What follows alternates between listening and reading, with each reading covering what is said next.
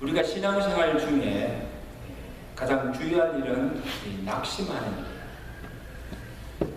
주의 일을 하다가 낙심하고, 선을 행하다가 낙심하고, 기도하다가 어떤 문제를 놓고 함께 기도하다가 또 기도의 응답이 더뎌질 때 기다리지 못하고 낙심하고 기도를 포기하게 되는 것을 보게 됩니다. 낙심이 무슨 뜻이에요? 낙심 말 그대로, 한자문 그대로 풀이하면 우리의 마음이 빠져나간다는 상태. 우리 마음이 빠져나가는, 교회를 다니고 싶은 마음이, 또 일하고 싶은 마음, 기도하고 싶은 마음, 사랑하고 싶은 마음, 심 나아가서는 살고 싶은 마음이 없어지는, 살 의욕이 없어진 상태, 좌절한 상태, 이게 낙심하고 있는 상태. 이런 마귀가 성도를 시험하고 넘어뜨릴 때 사용하는 무기가 뭔가 하면 이 낙심이라는 거예요. 그래서 주님께서 우리가 쉽게 낙심하는 사람을 위해서 너희가 항상 기도하고 낭망치 말라고 오늘 이 비유의 말씀을 주셨습니다. 우리가 왜 낭망치 말고 기도해야 합니까? 오늘 불의한 재판관과 가부의 비유를 통해서 우리에게 말씀해 주셨습니다. 우리가 잘 아는 이야기죠. 어떤 도시에 한 재판관이 있었습니다. 그래서 한 가부가 날마다 그에게 찾아와서 억울함을 호소하며 자기 원한을 풀어달라고 밤낮으로 찾아가서 간청합니다. 이 재판관은 얼마 동안 이 가부의 청을 듣지 않았습니다. 아예 거절하고 듣지 아니하다가 그 가부의 강청함을 인하여서 너무 괴로워서 견디지 못하여서 나중에 그 가부의 청을 들어주고 원한을 풀어주었다는 이야기입니다. 그리고 예수님께서 이 비유를 하시고 결론적으로 하신 말씀이 무엇인가 하면 6절 7절 말씀입니다. 불의한 재판관의 말한 것을 들으라. 하물며 하나님께서 밤낮 부르짖는 택하신 자들의 원한을 풀어주지 아니하시겠느냐. 속히 그 원한을 왜 풀어주시리라 말씀하셨습니다. 그럼 우리가 하나님께 기도하다가 결코 낭망하지 말아야 할 그 이유는 뭔가 하면 하나님께서 반드시 우리의 기도를 들으시고 반드시 우리의 기도에 응답해 주신다는 사실을 믿으라는 겁니다. 하나님께서 우리의 기도를 응답해 주실 밖에 없는 그 이유를 오늘 예수님께서 불의한 재판관과 가부와 우리와의 관계를 서로 대조적으로 비교해 주시면서 말씀해 주시다는 사실. 첫째, 하나님은 우리를 사랑하시는 아버지시다. 하나님은 우리를 사랑하시는 아버지십니다. 여러분, 지금 이 재판관을 찾아가서 자기의 억울함을 호소하면서 내 억울함을 풀어달라고 호소하는 이 가부와 이 재판장과의 관계는 생정부지의 관계입니다. 서로 모르고 알지 못하던 관계입니다. 불편한 관계입니다. 더욱 이 재판관에게는 이 가부는 날마다 자기를 찾아와서 성가시게 하면 귀찮게 하는 존재에 불과합니다. 보기도 싫은 거예요.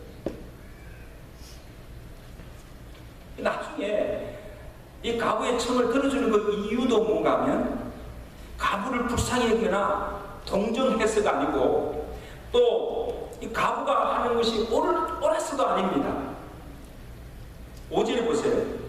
그가 말하기를 이 가부가 나를 왜 번거롭게 하니 귀찮게 하니 내가 그 원한을 풀어주리라. 그렇지 아니하면 늘 와서 나를 왜 괴롭게 하니 귀찮으니까 그냥 들어주었다는 거예요. 근데 여러분, 오늘 하나님과 우리의 관계는 어떤 관계입니까? 하나님과 우리의 관계는 사랑하는 아버지와 자녀의 관계입니다. 여러분, 이 자녀에 대한 그 아버지의 사랑이었답니까? 그 자녀에 대한 그 아비의 심정이었답니까? 무엇이라도 주고 싶고 자식을 위한 일이라면 어떤 것이라도 희생할 수 있고 심지어 자기 생명까지도 줄 수 있는 이 관계가 아버지와 아들의 관계입니다. 이게 아비의 마음입니다. 그렇지 않습니까? 왜냐하면 자식이 내 자식이니까, 또 내가 내 그 자식을 사랑하니까, 사랑하는 자녀가 내게 구하는 것을 듣지 아니하고 주지 않을 아버지가 어디 있겠느냐는 거예요. 그래서 마태복음 7장에 보면 예수님께서 너희가 기도할 때에 너희 중에 누가 아들이 떡을 달라 하면 돈을 주면 생선을 달라는데 전가를 줄 자가 어디 있겠느냐. 악한 자라도 육신의 아비도 자식이 구하면 자식에게 좋은 것을 줄 줄 알거든 하물며 하늘에 계신 너희 아버지께서, 누가? 너희 아버지께서 구하는 자에게 좋은 것으로 주시지 아니하겠느냐. 그러므로 아버지께 기도. 여러분, 제가 계속 강조하는 말이지만 기도는 관계라는 사실이에요. 간단히 기도는 관계입니다. 내가 하나님 앞에 나와서 기도하면서 무엇을 구하느냐, 그 기도의 내용보다도 먼저 선행하는 것이 내가 지금 하나님과의 관계가 어떤 관계 속에서 내가 기도를 드리고 있는가. 먼저 관계를 먼저 확인하시면 돼요. 여러분, 저와 여러분, 하나님과 우리의 관계는 아버지와 자녀의 관계라는 것입니다. 지금 아버지와 자녀의 관계 속에서 기도하느냐는 거예요. 지금 관계가 되어 있지 않는데, 관계가 지금 불편하고 관계가 막혀있는데 무엇을 구한다는 걸, 그 기도를 들으시겠냐는 거예요. 그 기도가 응답되겠냐는 거예요.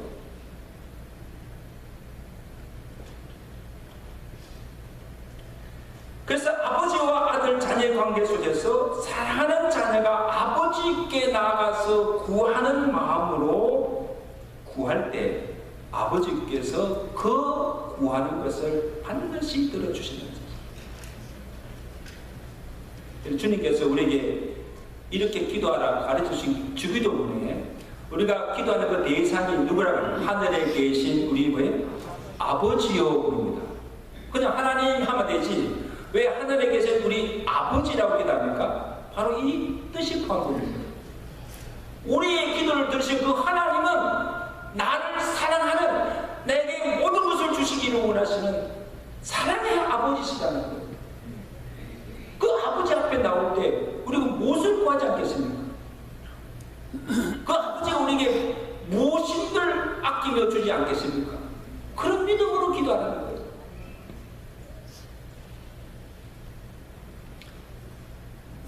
과거와 아무 관계도 없는 이 불의한 재판관이라도 그 가부에 첨을 두었다고 한다면 하물며 하나님 아버지께서 그 택하신 자들이, 그 자녀가 밤낮으로 부르짖는 그 기도를 들어주시지 않겠느냐. 그러므로 너희는 기도할 때 낭망치 말고 응답 주실 때까지 기도하라. 낭망치 말고. 역시 혹시 여러분 기도하시다가 응답이 더디거나 기도하시다가 기도를 쉬고 포기하고 있는 분들 계십니까? 오늘 이 시간을 통하여서 하나님 아버지께 다시 기도를 시작하시기를 주간절히 축원합니다. 하나님과의 관계를 다시 회복하여서 하나님께 계속하여서 끈질기게 응답 주실 때까지 기도하시는 은혜 갖게 하시기를 주간절히 축원합니다. 그 다음에 두 번째 제도는 뭔가 하면 하나님은 의로우신 재판장이시다. 하나님은 의로우신 재판장이십니다. 자, 오늘 이 본문에서 기회 속에서 나오는 재판관은 어떤 사람입니까? 불의한 재판관입니다. 2절에 보세요. 자기 자신이 나는 하나님을 두려워하지도 아니하고 하나님 믿지도 않고 하나님을 두려워하지도 않고 그 다음에 사람도 무시하는 어떻게 보면 아나무인격의 사람입니다.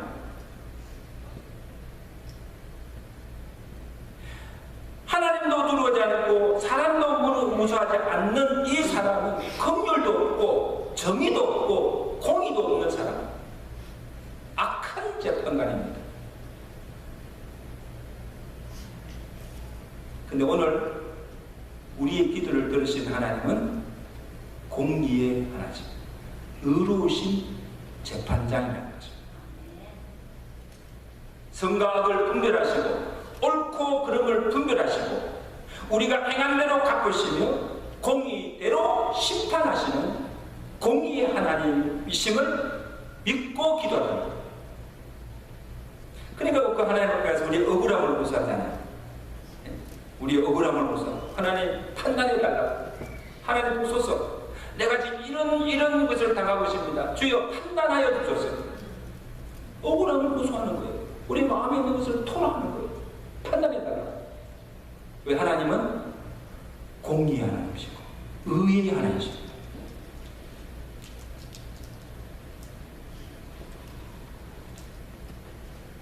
여러분 재판관이 보세요. 이 가부의 원한이 무엇인지 한번 들어봐야 되지 않습니까? 그것을 들어보고 무엇이 옳은지 그런지를 분별해서 판단해서 그의 청을 들어준 것이 아니고 그의 뭐예요? 강청함 때문에 하는 거예요. 그냥 와서 계속 구하고 괴롭게 하니까 번거롭게 하니까 들어주었다는 말씀입니다. 자, 여기서 우리가 한 가지 기도에 대해서 오해하는 것이 있습니다. 우리말에 지성이면 감천이라는 말이 있습니다. 이 말의 뜻은 지성이면 감천이다. 시급한 정성을 보이면 하늘도 감동해서 우리의 소원을 이루어준다는 그런 뜻이 지성이면 감천이다. 우리가 이런 믿는 성도들 가운데도 우리 하나님을 믿고 하나님께 기도하는 그런 자세를 보면 바로 지성이면 감천이라는 그런 식으로 하나님께 내가 그냥 때를 쓰고 기도하는 사람들이 있는 것을 보게 됩니다. 우리가 하나님 앞에 지극한 정성을 보이고 또 이 가부처럼 밤낮으로 이 앞에 나와서 하나님 어떡합니까? 살려주세요. 때를 쓰고 기도하면 하나님께서 우리가 무엇을 구하든지 상관없이 우리의 구하는 것을 들어주신다. 그렇게 생각하고 기도하시는 분도 있습니다. 여러분, 다시 한번 말씀드립니다. 우리가 믿는 하나님은 공의의 하나님이십니다. 이 말씀은 우리가 하나님 앞에 나와서 지성 있는 감천한 식으로 무조건 때를 쓰고 구한다고 해서 들어주시는 것이 아니고 유전무죄처럼 죄가 분명히 있는데 불의함에도 그냥 무조건 용서해 주시는 하나님이 아니시다. 그리고 가부라고 해서 약자라고 해서 가난한 자라고 해서 무조건 하나님께서 약자의 편을 들어주시는 하나님도 아니라는 말씀. 하나님이 보실 때 하나님께서 들으시고 정말 우리가 하는 일이 어렵고 우리가 구하는 것이 하나님 앞에 선하고 우리가 가는 것이 자신의 정욕이나 자기의 뜻을 위한 것이 아니고 진정 그것이 하나님 나라고 의를 위하고 하나님의 뜻이라고 생각될 때 하나님 그 기도를 들으시고 응답해 주신 줄로 믿습니다. 그러니까 지금 우리가 여러분 하나님께 나와서 기도할 때 우리가 기도를 무슨 기도를 드리는가를 알고 기도하시라는 거예요. 이게 과연 하나님께 들으실 만한 기도인가? 하나님께 기도를 들으시고 과연 어떻게 생각하실까를 생각하고 기도를 하는 것입니다. 무조건 구하는 것이 아니에요. 이게 하나님의 뜻대로 구하는 기도입니다.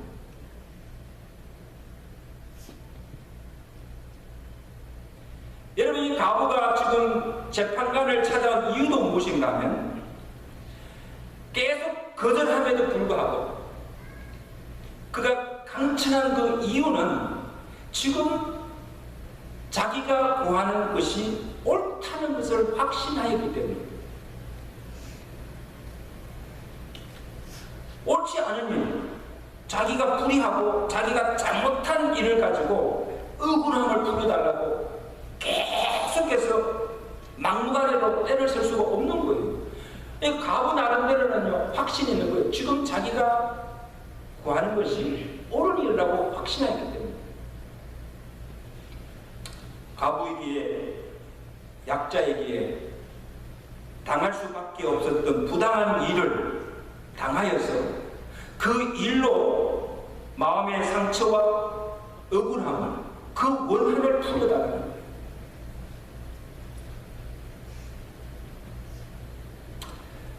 여러분, 사는 성도 여러분, 오늘 저와 여러분들이 하나님 앞에 나와서 구할 때, 우리가 하나님께 기도할 때도 우리가 지금 구하는 것이 정말 그것이 어렵고, 그 다음에 하나님을 위하고 정말 그것이 하나님의 의와 뜻을 이루리라고 믿고 확신하고 있다면 응답이 더딜지라도 낭망치 말고 기도하면 의로우신 하나님께서 판단하시고 반드시 우리 기도에 응답해 주심을 믿으시기 바랍니다. 아멘.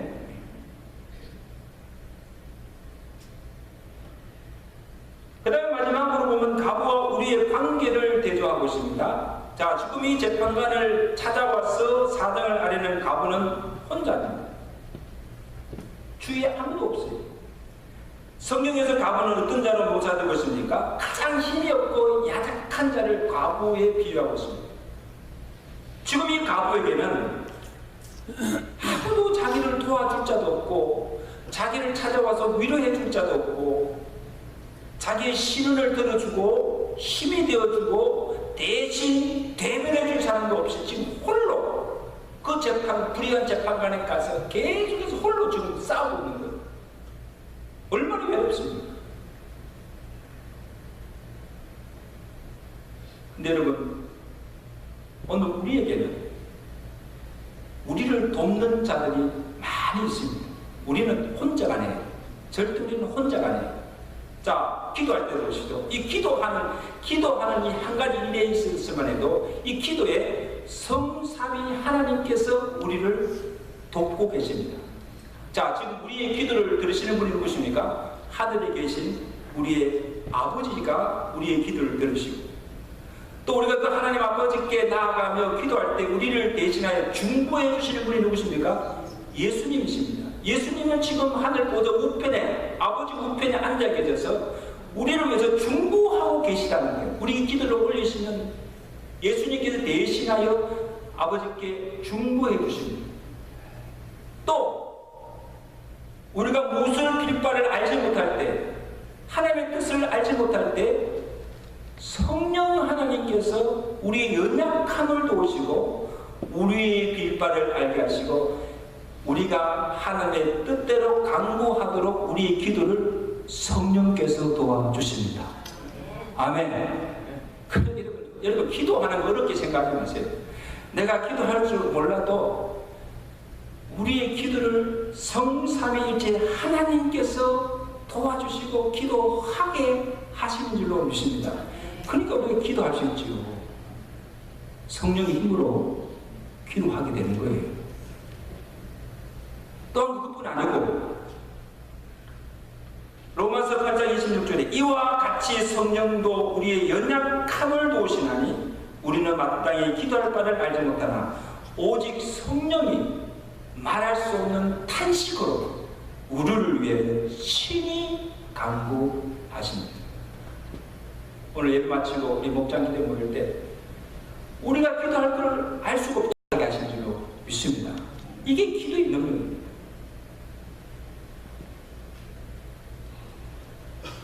또한 내가 지쳤을 때, 내가 낙심하였을 때, 어려움에 있을 때, 고통 중에 있을 때, 내가 도저히 기도할 수 있는 힘조차 없어질 때에 내 곁에 와서 나를 위로해주고 대신 나를 위해서 기도해주는 주의 종들과 성도들과 교회가 있다는 사실이에요. 여러분, 아멘. 이게 얼마나 큰 위로가 되고 힘이 된 줄 몰라요. 그리고 저는 그렇게 생각합니다. 오늘 하나님 믿는 성도에게 있어서 가장 큰 재산이 뭔가 하면, 가장 큰 힘이 무엇인가 하면, 얼마나 많은 부를 가졌는가, 얼마나 많은 권력을 가졌는가 아니에요. 내 주변에 정말 나를 위해서 기도해 주는 자가 얼마나 많은가, 기도하는 자가 얼마나 많은가. 이게 성도에게는 이것이 능력인 줄로 믿습니다. 이게 힘이에요. 내 뒤에 기도하는 부모가 있고, 내 뒤에 나를 위해서 날마다 기도하고 있는 주의 종들이 있고, 교회가 있다는 것입니다. 이것이 엄청난 위로와 엄청난 축복이 됨을 여러분 믿으시기를 바랍니다. 한 번씩 살아가면서 어렵고 힘들 때, 정말 고통스럽고 견디기 힘들 때 누가 하나 와서 나를 위로해 주는 자가 없고, 누가 하나 나를 위해서 기도해 주는 정도가 없고, 정말 뒤에서 이렇게 힘을 주는 그런 교회나 그런 게 없을 때 얼마나 힘들겠습니까?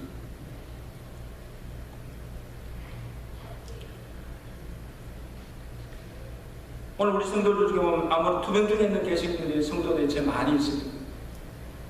우리가요, 그 아픔과 고통을 우리가 안다고 하지만 다 알 수가 없습니다. 겪어보지 않고 당하지 않으면 그 아픔을 우리가 다 이해할 수도 없습니다. 그리고 지금 아파 견디지 못하고 참 안타깝지만 대신 아파 줄 수도 없고, 같이 아파 줄 수도 없는 거예요. 같은 아내지만, 같은 사랑이지만. 그럼 우리가 그들을 위해서 할 수 있는 일은 우리가 가서 말로 위로할 뿐 아니고, 말로만 위로하가서가 아니라 함께 정말 아파하면 진정으로 그를 위해서 기도해 주는 거예요.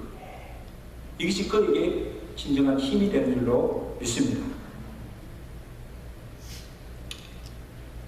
우리 이수 성도님을 위해서 기도해 주셔야 되는데, 지금 이 호스피스 케어를 이제 받고 있습니다. 보통 이 말기암 환자들은 병원에 가서 그걸 케어를 받아야 되는데, 이분이 집에서 그냥 이따가 이렇게 인정하겠다고 해서 지금 계시는데, 갈수록 세약해져요. 왜냐하면 지금 음식을 많이 그동안 못 드시니까 세약해지고, 진통이 심해지니까 이게 진통제를 계속 먹으면서 진통제를 하나 버티고 가는 거예요.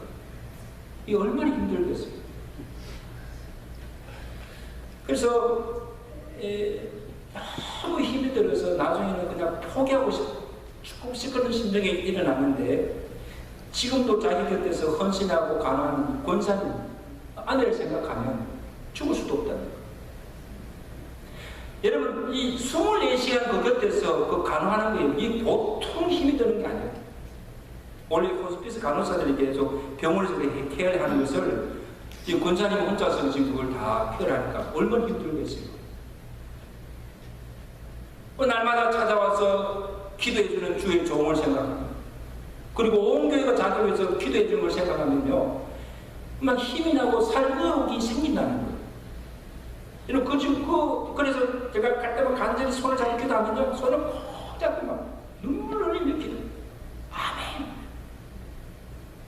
기도의 힘으로 버티는 것 같아요. 할렐루야. 기도의 힘.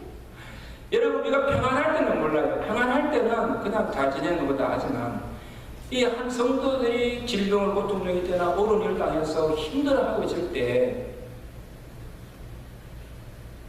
정말 우리가 그들을 위해서 기도해 줍니다. 저는 이렇게 생각해요. 기도는 사랑의 증거입니다. 기도는 사랑의 증거입니다. 내가 누군가를 위해서 기도하고 있다는 것은 내가 아직도 그를 사랑하고 있다는 증거예요. 그 사랑의 표현이 내가 너를 위해서 기도해 줄게, 내가 너를 위해서 기도하고 있다는 겁니다. 사랑하고 있다는 겁니다. 여러분, 교회를 사랑하십니까? 교회를 사랑하는 증거가 뭔가 하면, 내가 교회를 위해서 봉사하는 것도 큰 사랑의 증거지만, 교회를 위해서 날마다 쉬지 않고 기도하는 거예요. 이 교회가 잘 되기를, 이 교회가 풍화하기를 기도하는 거예요. 내가 그 교회를 그만큼 사랑하고 있다는 점. 주의 종을 사랑하고 있다는 증거가 뭡니까? 주의 종을 위해서 날마다 쉬지 않고 기도하고 있는 것, 내 기도의 제목에 넣어서 날마다 기도하고 있다는 것이 주의 종을 사랑하는 증거인 줄로 믿습니다. 그런데요, 인지상정이라고 우리의 마음이 교회에서 멀어지고 우리의 마음이 성도에게서 멀어지면, 사랑이 식어지면 제일 먼저 오는 경험하면 기도하지 않는 것. 왜? 관심이 없기 때문에. 어떻게 되든 I don't care. 관심이 없다는 거예요. 사랑이 없다는 거예요. 그 점을 가면 기도하지 않아요. 여러분, 기도하기는 오늘 저 사람들이 교회를 사랑하는 마음이 다시 한번 회복되고, 주의 종들을 사랑하는 마음이 회복되고, 우리 지체들을 사랑하는 이 사랑이 회복되어서 날마다 위해서 기도하시는 주의 종들 되시기를 주의 간절히 축원합니다. 축원합니다. 이제 말씀했습니다. 하나님 믿는 성도에게 낙심은 건물입니다. 옆에 사람에게 생각합시다. 낙심은 건물입니다. 여러분, 생전에 낙심은 있었어요. 여러분, 생전에 낙심해서는 안 돼요. 선을 행하다가도 낙심해서는 안 되고, 주의 일을 하다가 봉사하다가 낙심해서도 안 되고, 교회 다니다가 실족하여 낙심해서 넘어져서도 안 되고, 더욱이 하나님께 기도하면서 기도하다가 낙심해서는 안 됩니다. 여러분, 기억하십시오. 이 낙심은, 이 마귀가, 우리 내적 마귀가 성도들을 미혹하고 넘어뜨리기 위해서, 우리의 가진 믿음을 저버리게 하기 위해서 마귀가 사용하는 무기라는 거예요. 그러므로 여러분, 내가 어떤 이유이든지 어떤 일이든지 내가 지금 낙심하고 절망하고 있다고 하면 지금 마귀의 게임에 넘어가고 있다는 거예요. 마귀가 지금 우리를 낙심케 하여서 믿음을 잃어버리게 하는 거예요. 마귀의 게임에 넘어가지 마시길 주관이 축원합니다. 믿는 성도에게는 낙심은 건물이에요. 어떤 이유에서든지. 그리고 내가 낙심해서도 안 되면, 내가 다른 사람들을 낙심케 하고 실족케 하고 넘어지게 하는 일도 해서는 안 된다는 말씀입니다.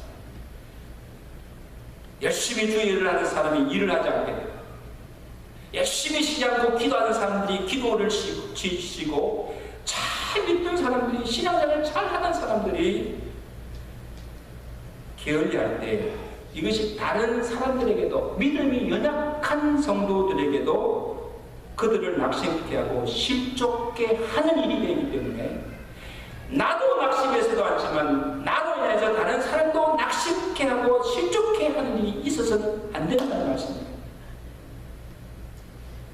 아멘? 절대 그런 일이 있어요.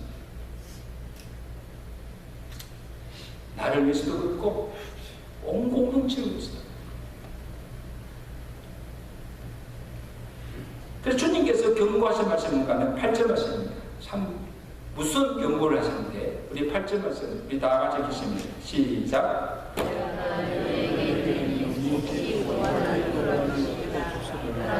인자가 올 때에 세상에서 믿음을 보겠느냐. 이 비유를 하고 난 다음에 마지막으로 예수님 왜 이 말씀하실까요? 그러나 인자가 올 때에 뭐예요? 세상에서 무엇을 보겠느냐? 믿음을 보겠느냐는 거예요. 왜냐하면 이런저런 일로 이 낙심하는 것 때문에 시험이 들어서 사람들이 자기가 가지고 있던 이 믿음을 다 잃어버리고 세상 마지막 날에 인자가 올 때에 진정 믿음 있는 자를 찾아보기 어렵다는 게, 다 시험 들고 다 실족하고 넘어지고 다 믿음을 잃어버리게 됩니다. 낙심한 것.